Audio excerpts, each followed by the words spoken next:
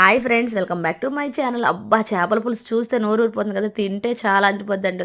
నెల్లూరు చేపల పులుసు అంటారా? దానికన్నా చాలా బావుంటది. ఇలా అయితే ట్రై చేయండి. ప్యాన్ పెట్టేసేసుకొని, ఆయిల్ వేసేసుకొని, ఇంక మెంతులను, జీలకర్ర వేయండి. ఈ చేపల పులుసులో చాలా ఇంపార్టెంట్ అనమాట.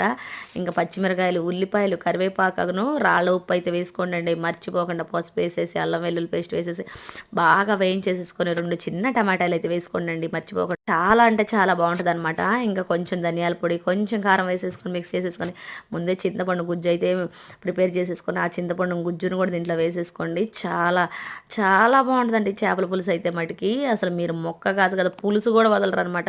ఇంకా బాండి నాకేయడమే అలా ఉంటుంది అనమాట. ఇంక మనం ముందే ప్రిపేర్ చేసేసుకున్న తెల్లటి చేప ముక్కలు అయితే వేసేసుకొని ఒక్కసారి మిక్స్ చేయండి. ఇంక తర్వాత మాటికి మిక్స్ చేయమాకండి, ఎందుకంటే ముక్కలు చెదిరిపోతాయి అనమాట. ఇంకా మీడియం ఫ్లేమ్లో పెట్టుకొని అయితే కర్రీ ప్రిపేర్ చేయండి. అసలు చాలా అంటే చాలా బాగుంటుంది అనమాట. ఫైనల్లీ రెడీ అయిపోయింది మన చేపల పులుసు అయితే. చూడండి గైస్.